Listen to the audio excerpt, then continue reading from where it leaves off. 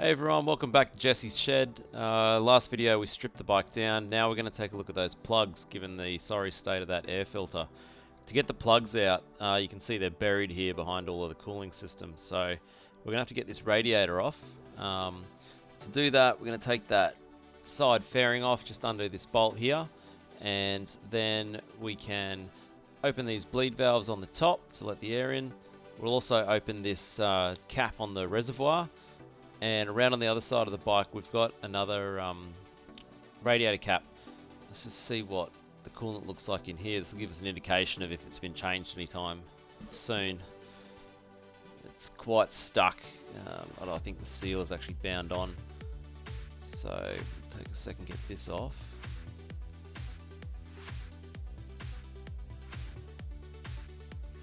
And there you go. That actually looks pretty good. I think that's the wrong color. BMW normally should be blue, so we'll get that out. We're going to have to do a full flush and then check the specs on that coolant. So to get the coolant out, we're going to come over here and undo the drain plug. It's just at the bottom. There you go. It's just a half turn, comes out. It doesn't actually come all the way out. You'll see here I'm using my handy dandy kitchen pot. Don't tell your wife if you use this, they'll get cranky.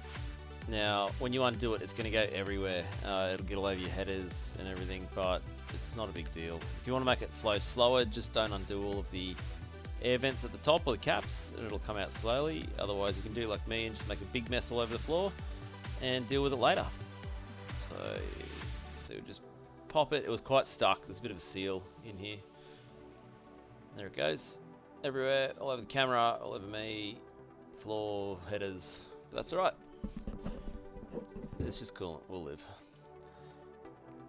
Of course, wear your safety gear. You're not supposed to do this, but I'm at home and I don't care. So once this is drained, we can then start taking all the clamps off and get the actual radiator off. It only takes a second. There's only 2.25 litres of coolant in the whole bike, so this gets the majority of it out, and then we can just deal with the last little bits that come out after you take it off. But overall, it was pretty good. It all flowed out, and so there wasn't much mess left over. So I'm just going to throw it onto a time lapse now and undo all of the clamps and stuff, and then come back to it afterwards and show you what I did.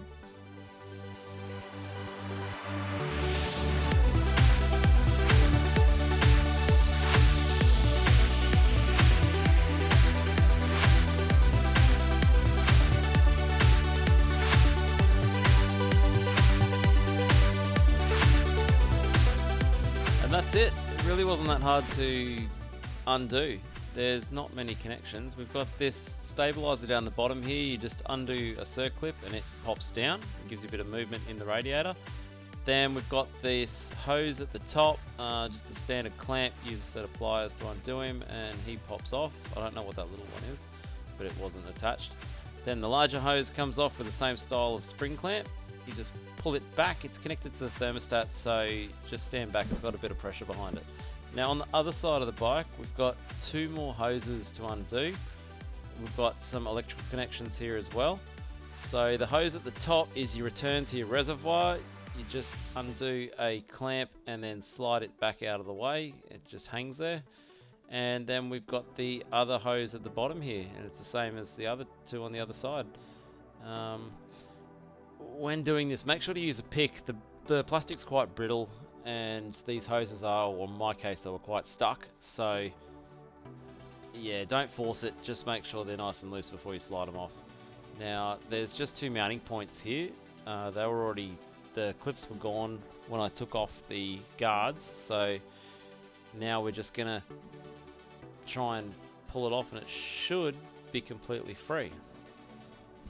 I'm just going to put down the camera because they're sort of stuck, the little rubbers on them. But I think it's just hung up.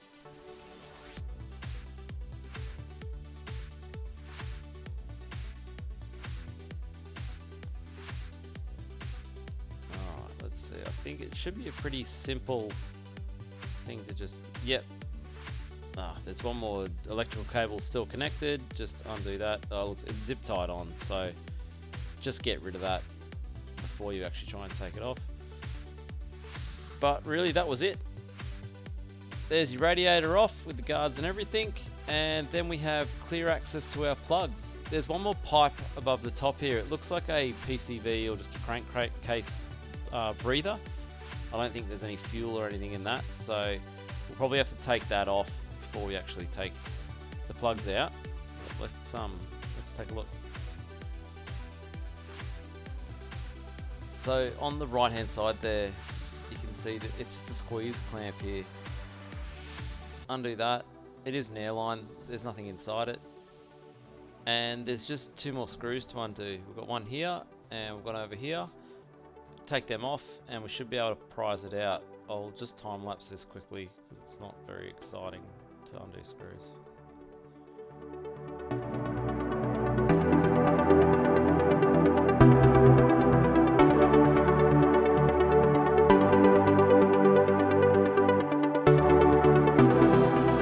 Success.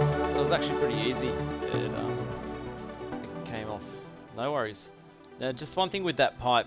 Don't put a huge amount of pressure on it when it's coming out. You can see the rubber seals that are there. They were quite dry, and it puts a lot of flex in between these 2 points. This one here came straight out, and then in between here you can see the length. That pipe was sort of flexing a bit. You've really just got to take your time, slowly ease them out. Once it's off, you've got easy access to the coils. My coils are stuck. They are dry, they've not been undone in ages, which doesn't surprise me because nothing's been done in ages. So I'm going to try and prise these off. Yeah, it's not. This isn't pretty. Look away if you want. If you're a BMW fanatic, look away. There is a specific tool to take these coils out. I'm not going to bother getting it because I'm probably getting new coils anyway. And yeah, this is a lot quicker. So take your time, go really slow, and there you go. I found a good point to lever it off, and they just come out all of a sudden. Now that coil's really dry, so that's great. It's showing that we probably don't have a rocker cover gasket leak. The other coils might show there is one, but that's promising because I doubt that's ever been done on the bike. Now, I won't take the other coils out just yet. Yeah, we'll do that in one hit afterwards, but I just want to see what this plug looks like. Now, this is a bit of a trick for BMW. They love doing it. It seems to be a bit of a game. Let's make a plug with a certain sized socket, but let's make the bore too small for that socket to fit down. So what I've done is I've ground down a socket, and I use this on all of my Beamers, and it works really well. It fits the plug perfectly, it fits the bore perfectly. Again, there's a special tool you can get it if you want to, but this works great, and they come out every time. These plugs aren't even done up. You saw the pressure I put on that, it just basically fell off. So whoever's put these on has just thrown them in, and off they've gone. I'm hoping that these are looking good because with all the other maintenance, nothing is, but let's take a look and see. Alright, once we get this wound out, this is the answer. Have we got one good thing on this bike? And it's a copper core.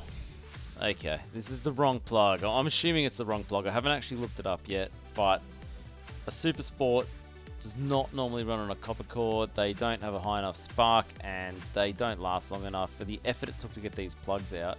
I can't see something like a Denso copper core being the standard plug. Let's get the others out and see what they look like.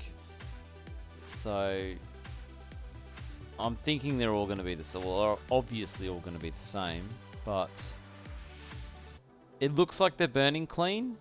But I would not recommend using these in your bike. Just get what Mr. BMW recommends, because he put a lot of effort into making this bike and deciding the correct plugs to put in it. These ones, you look at the tops, they're corroded. They seem to be burning okay. There's no residue left on them, and they're not white, but they're going to go. Put the correct ones in it. So thanks for watching this video. For the next one, we're going to do the oil. You can see me pulling out here the dipstick. Hopefully the oil doesn't look like treacle.